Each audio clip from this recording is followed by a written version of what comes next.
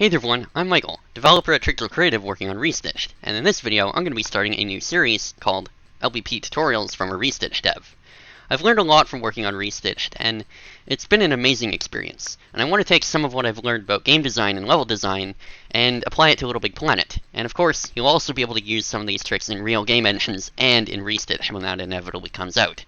So, without further ado, let's get started with episode 1 on rigid connections and loading zones.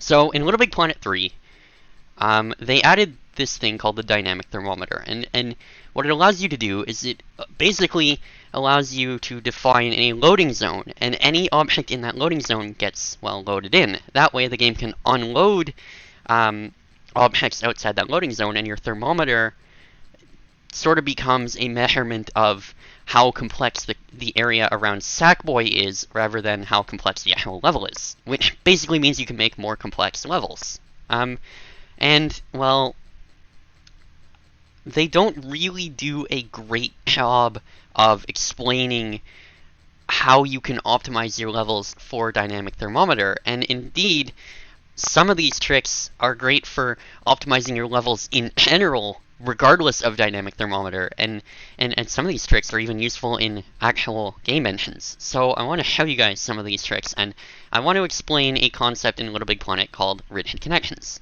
So if we go into our tools bag, there are some logic pieces in the game that have a setting on them. Namely, the destroyer is the one that I'm going to go to. It has this setting called include rigid connections, and what this basically means is, so when you place a destroyer or some other logic piece like that on a material or a level object in LittleBigPlanet, and you trigger that destroyer, it's going to, of course, destroy the object that it's attached to. What rigid connections do, or what include rigid connections does, is it'll destroy the object the destroyer is attached to, along with objects that are attached to that object. So, if I, for example, attach a piece of cardboard to a piece of climbable material, and I put a destroyer on the climbable material, and I trigger the destroyer, then the destroyer should always destroy the climbable material, but with rigid connections turned on, it should also destroy the cardboard that's attached to it. That's what that means. But what is a rigid connection? Well, I already kind of explained it. A rigid connection is any time in LittleBigPlanet where you have two objects that are glued, bolted, connected, or wired together through the logic system. So,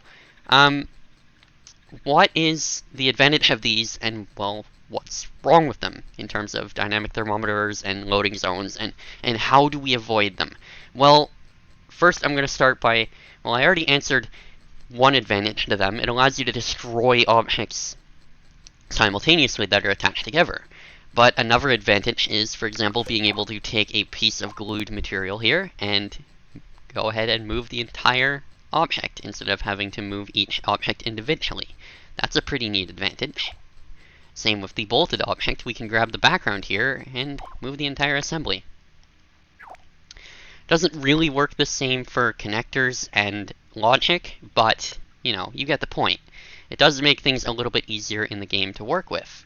So, rigid connections do have their uses, but where do they break down?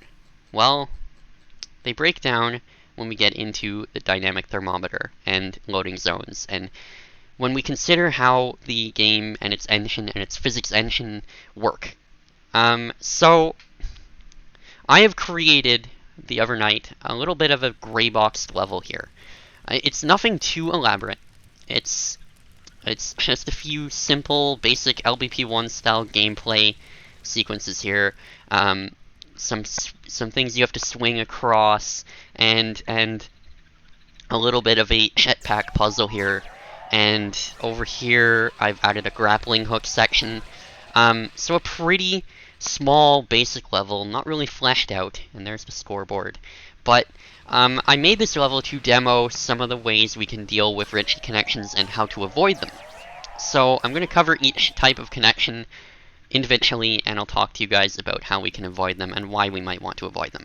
So, the first one is the most obvious one, is gluing things together. So, you know, taking your pop-it cursor, grabbing an object, and holding down X until you hear that sound. That is creating a rigid connection because the two objects are glued together. The game's engine now treats them as one single object. So this is great because it means you can move this single object around with the pop-up cursor, but it's also great for the physics engine because now it gets treated as a single physics entity, which means that there's less physics calculations that have to go on per frame. But it's bad because two small objects can soon become one large object. And when we have the dynamic thermometer turned on, we can sort of debug that. So let's say that I kind of glue this entire area together. There's way more efficient ways to do this. I didn't say I learned everything from Trixel Creative, but, you know. Let's say that I glue a substantial amount of these materials together. And if I zoom all the way out with my dynamic thermometer mode turned on, I enter the game's loading zone debugger, which is a really handy tool. The way it works is as you fly around, your character's location is marked by that little decorated sticker thingy that shows your costume, and everything around that character should be green, and that indicates that the objects are loaded in. Everything that's not around Sackboy should be red, which indicates that they are unloaded and don't appear in the level. So ideally, if you want to keep your thermometer usage down, you want to have as little things green as possible. Specifically, you want only things that are immediately around Sackboy that he can see on screen to be loaded in. Things that are essential to the level's functionality in that current area. So for example, in this area, we can see that there's only a few things loaded in. We have the scoreboard loaded in, because that's pretty essential. I think that's even a hard-coded persistent object in the engine. I don't think you can ever unload the scoreboard. But we only have a few materials loaded in, and everything else in the level, if we zoom out, is all red because it's unloaded. And if we zoom in to the point where we're no longer in the debugger, and we pause the game, or not pause the game, we want to lock the loading zone, which is another feature we have. If we zoom out, we should be able to see that, yep, everything's still red. Great. And if we fly around with the loading zone locked, you can see that everything is actually unloaded and disappeared. And you can see some things that are here, and I'll explain why this is loaded in very soon. But, you know, most things are unloaded. And that's great. This is what we want. Everything that's essential to the level's functionality, like the entrance, for example, the checkpoints, those are all loaded in because you need to be able to respawn from them. And, you know, the areas where Sackboy would be standing are loaded in because, you know, Sackboy's standing on them. So, this is ideal. This is great. Our thermometer is barely even being used right now. So let's unlock that loading zone. And I'll demonstrate what's wrong when you start gluing things. So, if I go over here, and I'm going to fly as far away from that area as I can, to the point where only that left little wall is technically supposed to be loaded in. And as you can see, as I flew away from it, well, let's fly toward it. As you can see, a big chunk of this area loaded in. If I lock the loading zone, you can see that there's this big green box here. This entire area, this entire green area is loaded in right now.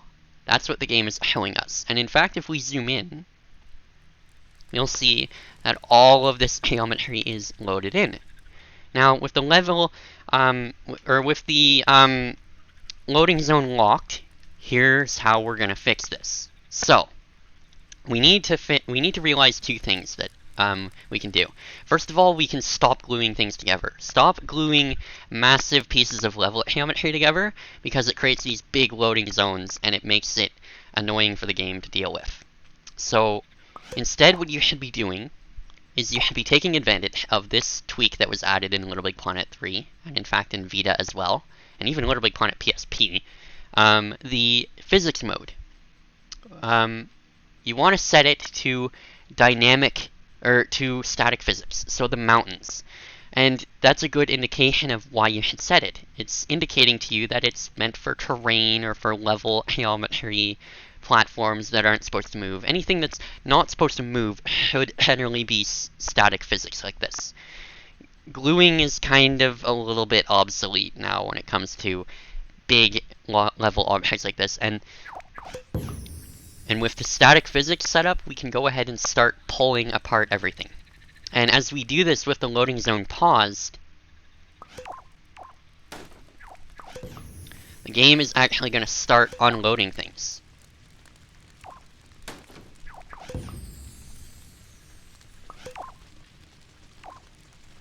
Whoops. My bad. Also, this should be static physics as well. I do believe the loading zone has actually freaked out. Okay, so it has unlocked the loading zone. My bad. I'm going to lock that up, and then I'm going to show you guys what happens as we... So, yeah, you can see as I fly around here, now it has unloaded the background because it's no longer in my loading zone. But those level objects, those floors and ceilings and walls are still loaded in. A substantial amount of them are, too. That's not ideal. Let's fix that. So we'll start ungluing things here. And the game will start to unload things as it realizes that these are no longer necessary objects to load in.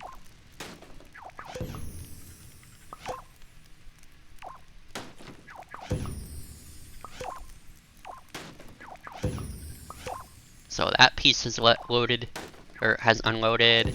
So has that one. It's going to load back in for a little bit when the pop-it cursor is turned on, or when it's being used, and that's just so that the game can, you know, let you select things. But, you know, most of the level geometry is now starting to unload. The area around the checkpoint is still loaded in. Whoops, that was not what I wanted to do. Okay, so we're going to go ahead and check the loading zone now. And as you can see, basically, nothing is loaded in now. Only that left wall is loaded in as we fly toward it. And that's because we've removed all of those rigid connections that the game needs to load in for that left wall. That's because when there's a rigid connection, the game essentially creates a codependency on the two objects that are connected. What that means is, let's take these two pieces of 4x4 big grid cardboard. These are glued together right now. If I take them into their own little area in the level, far away from everything else, I'm going to demonstrate this at a smaller scale. So as I move away, you're going to see my thermometer usage plummets. And if I zoom out, you'll see that those cardboard objects are loaded in. But once I fly away out of their loading zone, they're both going to turn red, indicating that they are both unloaded. But as I inch myself closer to that loading zone, what's going to happen... It's really hard to do with an analog... Yeah, there we go. They both loaded in. And that's not ideal because I'm not close enough to that right object for it to load in. Or for that left object to load in. That's because the left is glued to the right object, and the right object was loaded in, and therefore the game has gone, okay, in order for this right object to load in, I need to load in this left object because it's a rigid connection, and that's a dependency. So, if we then unglue the two objects and do the exact same thing again, you'll immediately notice the difference. I'm going to fly away, and you'll notice that the first thing that's going to unload is the object on the left. So now the right object is the only thing loaded in, and then as we fly further away, they both unload. And as we fly back in, they both they load in individually. So that's what we ideally want with our level geometry. So now let's tackle the next type of connector. well, connectors. You know, strings, rods, elastics, winches, all of those fun stuff. The way you're supposed to do these in LittleBigPlanet 3 to minimize the loading zone is you cannot actually make these discrete objects. The connector, if it's connected to something, well, it has to be connected to something, first of all, but if it's connected to something, that's always going to be a rigid connection, and there's no way around that. However, you can make the problem less severe by avoiding connecting things to the level geometry. So in this case of these swingable objects here, we don't want to connect these directly to the ceiling, like this. If I hide it, you can see that it's directly connected to the cardboard. We don't want to do that. That's not great for loading zones. Instead, what we want to do is what I've done here, where if I hide the level ceiling, you'll see that I've created 2 sticker panels. Now, this is a trick that I learned from ComfortMC and not Trixel Creative, but it's still important to know. It makes it look like the string is connected to the level ceiling, but crucially what happens is these swingables are no longer dependent on the level ceiling being loaded in. So Sackboy could be way down here in his own little area. I'm getting into the debugger right now. And he will load in those swingables because they're in his loading zone. But if you notice, whoops, I had it hidden, my bad. So let's fly down a little bit further. If you notice, eventually that level ceiling is going to unload. But if we fly a little bit closer, the first things that are going to load in are those swingable. Okay, maybe not. Let's try flying over to the right here. And eventually you'll notice that the left swingable does unload. Or not. It really wants... Okay, this is an instance where the LittleBigPlanet engine is really annoying. It's very finicky. So ignore that. I think what's happening is I've actually glued... Yeah, that's okay. That's what happened. Okay, so it's just a piece of level geometry that was glued. Okay, my bad. But if you notice, so this is actually an issue. Those sticker panels are actually glued to the level ceiling. So this threw my entire point out the window. And this is the type of stuff you can find out using that debugger. So definitely learn how to use that. But if we disconnect if we unglue those objects, what's going to happen is we'll eventually fly away, and there, you can see that the level ceiling is still loaded in, but the left swingable has unloaded.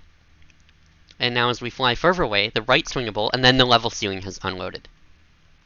So that's what we want. Whereas before, what was happening was we effectively had the 2 swingables connected to the level ceiling. And the game was keeping them both loaded in, even though we were outside of the loading zone for one of them. So that's how we can avoid, or that's how we can fix that. We can attach things to sticker panels where possible. And if you set the sticker panels to 0% opacity, like so, and you hide them in the level geometry, when we go into preview mode, it's going to look like the objects are just connected to the ceiling. And that's what we want. So a little bit of a trick there. Now I'm going to move on to the next thing, the logic system. So logic in LittleBigPlanet is pretty great. It was added in LittleBigPlanet 2, and it allows you to do some pretty awesome stuff. And the problem here is when you combine logic with loading zones, because these don't create any physical dependencies. But let's take this button connected to a light, for example. When I press the button, pretty simple, it turns on the light. So if I pause and then get off the button, you can see that the light is on, and then when I get off the button, it turns off. Pretty simple, you'll learn that in LittleBigPlanet Basics. But here's the thing. When you have a dynamic thermometer level, what happens if you take the button and the light, whoops, I didn't want to do that. You take the light and you move it way off into the distance. This might be a common thing you want to do. For example, if you have a puzzle where you have this object that you need to grab somewhere in the level. You need to bring it somewhere in the level in order to trigger a door somewhere else in the level to open, to progress through the level. These are very common puzzles in LittleBigPlanet, and this is one of the ways you can set them up. You can have some sort of tag and tag sensor looking for that object, and then the tag sensor is wired into the door, and the door could be miles and miles away. But here's the problem. If you do it like this, where you use a hardwired connection, well, it's a hard connection. What's synonym for hard? Rigid. It's a rigid connection. So, what happens with the loading zone? Well, let's go ahead and use our loading zone debugger. If we look, the light is loaded in. Actually, I can't see the light, but if we pause the loading zone, you see that there's this big green area here. Big, tall green area. And if we zoom in, even though that light was loaded in, the button is connected to it, and so the game has gone, okay, I need the button loaded in because the light's loaded in and it's connected. Similarly, if I unlock the loading zone, and then allow everything to load in, and then lock it again, even though the button or the light is nowhere near Sackboy, because the button's loaded in, the light's also loaded in. This is a massive loading zone, and we don't want this to happen. So how do we fix this? Well, I've created the exact example I used earlier to demonstrate it. Let's unlock the loading zone. So you're probably wondering what that jetpack puzzle is all about. So what we have here is we have a little object here with a key on it, or a tag, sorry. And what we have is we're supposed to get the jetpack and grab the object. I'm gonna cheat here, but we're supposed to oh wait. Basically, this puzzle is actually impossible because I haven't play-tested it, and I know that it doesn't work. But we're supposed to take the object, kind of fly it through these obstacles and not die. So it's a timing-based puzzle. But then we're supposed to take this object with the tag and move it up here. And up here we have a tag sensor that's looking for this object. And what's supposed to happen is when we move this object into place, it's supposed to take this door over here and destroy it, so that we can then walk through the level and continue on. Pretty simple puzzle, and I've created it to demonstrate logic and rigid connections and how we can avoid them. Now, I've done videos on this before, almost a year ago, so let's let this object fall down, and let's have a look at the actual logic for everything. So, the object that we're supposed to carry is pretty simple. Where did it go? That's not ideal. I have no idea where the object went. That is strange. I'll let it fall. I know what happened. I know what happened. Okay, so fun thing to learn about LittleBigPlanet. This will be the next tutorial I make on loading zones. When an object is unloaded, so is its physics. So nothing can land on it, so this object fell through the floor. So be mindful of that. But anyway, let's look at first look at the door, because the object that we're supposed to carry is pretty simple. It just has a tag on it. But let's look at the door. It's got a microchip on it. And what we have is we have a remote tag sensor wired into a circuit node, wired into a destroyer. The remote tag sensor is detecting a red door open tag. Now, on the actual object we're supposed to carry, we have a blue tag on it, and it's labeled with door open. If we then fly up here to this microchip, this is what detects the door open, or the blue door open tag, and what it has on it is it has a blue tag sensor with a little bit of radius on it, and it's labeled with door open.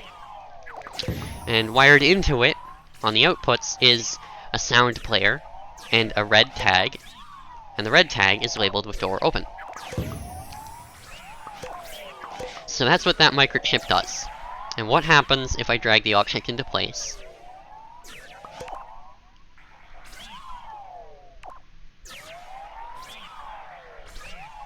So we're gonna basically shade at this puzzle here and drag the object here. You hear that it's played that little sound effect, and now the door is gone. So, pretty awesome.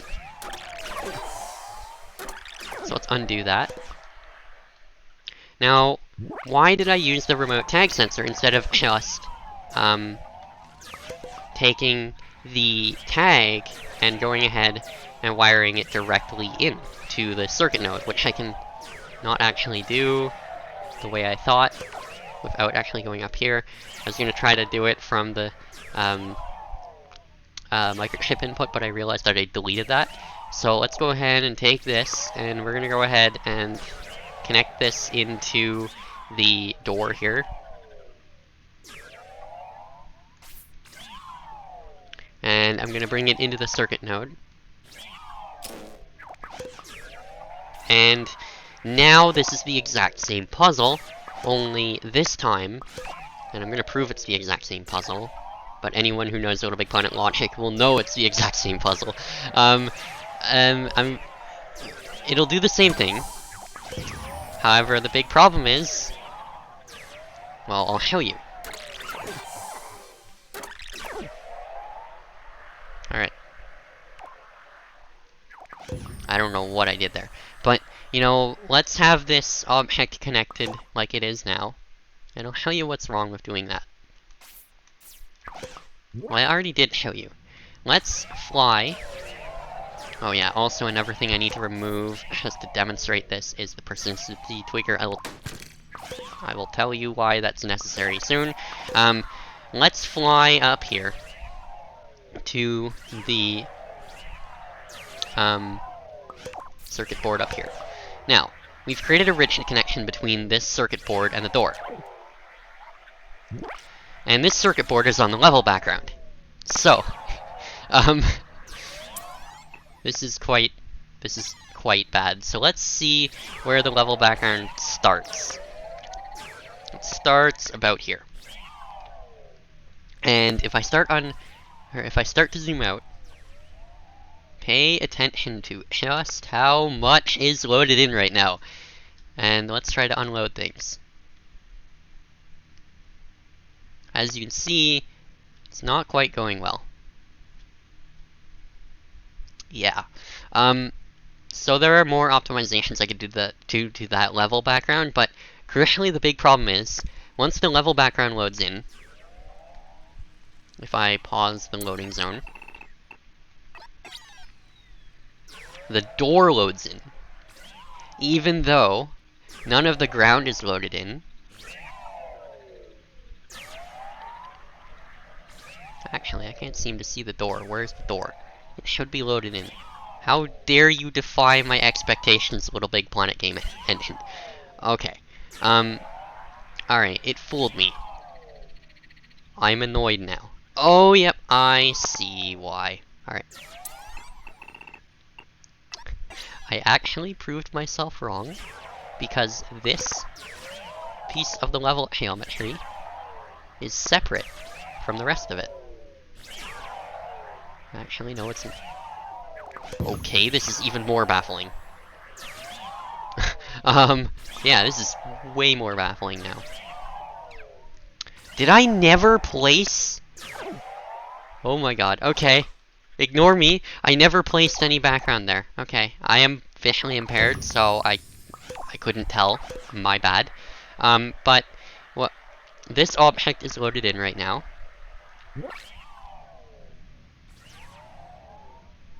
And as you can see, the door is loaded in as well. What happens if I remove that rigid connection?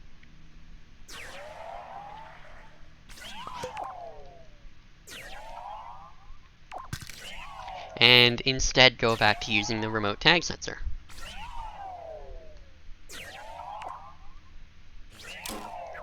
Like so. If we fly back up there,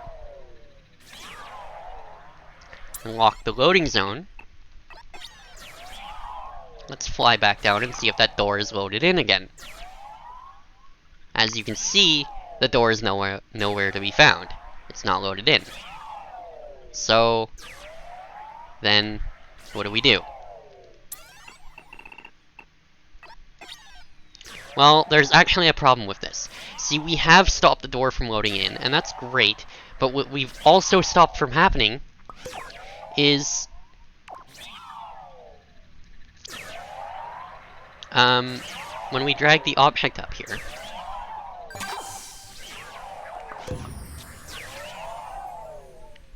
as you can see, it does trigger, but the door, okay, it does unload. Never mind. Okay, the problem I was trying to demonstrate was that the object would not be able to trigger the door because the remote tag sensor would have unloaded, but it didn't. And the door would have unloaded, but it didn't, so it wouldn't have been able to pick up the signal. But, okay, let's... Actually, my loading zone is... Okay, my door is now completely gone, so that's great. Okay, so, if you do run into a situation, and this will be... if you do run into a situation, the proper thing to do to get rid of the Restitched connection is to use a remote tag sensor. I've done videos on this before. It's a simple concept to learn, but when you run into issues where things are unloading and not able to receive the signal, there are two ways you can fix that. You can use a preloader, which I will demonstrate in another video, or if it's a smaller object, like this door is, you can use the persistency tweaker, and this will cause the game to keep the object loaded in, no matter what. Let's demo that. I'm gonna unload that entire area, and if I lock the loading zone, as you can see, the door is still loaded in because it has that persistency tweaker on it. So that's how you keep things able to receive remote tag signals if you need to, but if it's a complex object, I will be doing a tutorial on that later on. Anyway, continuing on. This is getting to be a long video, so this part won't be as long as the last part. I apologize for how long that was, but I don't edit these videos. Again, I'm visually impaired, so editing is a little bit difficult, but what I have over here is a puzzle where you're supposed to swing across these spinning objects. They spin really fast, and you have to use the grappling hook to do it. And you're supposed to stop yourself from doing that, or, you know, there's also electricity on the ceilings. So you have to, like, kinda maneuver your way around this without doing that. And how does this puzzle work? Well, I have actually set this up so that if I fly around here and get out of the loading zone of... So, there we go. You can see that one of the bolted spinning objects has unloaded. Well, how did I set that up? Because if you just bolt a object to the level background like that, it will stay loaded in because the level background is loaded in. So, what I've done in this case is I've done the same thing as connectors, and you should too. If I hide the level geometry, and then hide one of the bolted objects, whoops. As you can see, I have attached the bolted object to an invisible sticker panel. And what that lets you do is it makes it look like the object is bolted to the level background, but it creates a distinct game object in the LittleBigPlanet engine. So the bolted object, which is pretty complex, it's got a lot of physics and movement stuff going on. You don't want to have that loaded in if it's not on screen. As you fly away from it, it will unload, even though the level background is still loaded in. And that's ideal. So, if you're using connectors or bolts, you should use sticker panels to connect them. If you're using logic, you should try to use remote tag sensors to communicate across large distances if you can manage that. And when you're gluing, you should avoid gluing level geometry together. So that's a takeaway from this. And that will help you keep your thermometer usage way down, and it'll help you optimize your dynamic thermometer. And in fact, in actual game engines, this will help you out too. Though it's significantly more complicated than in LittleBigPlanet, but the idea is the same. And with that said, that's going to do it for this video. As always, hope you guys enjoyed. I know it was a bit of a long one. I'm going to try to shorten, make these more concise, but I want to do this as a proof of concept, and let me know what you guys think. And as always, I've been Michael. Hope you enjoyed the video, hope you learned something, and I'll see you guys in the next one. Thanks for watching.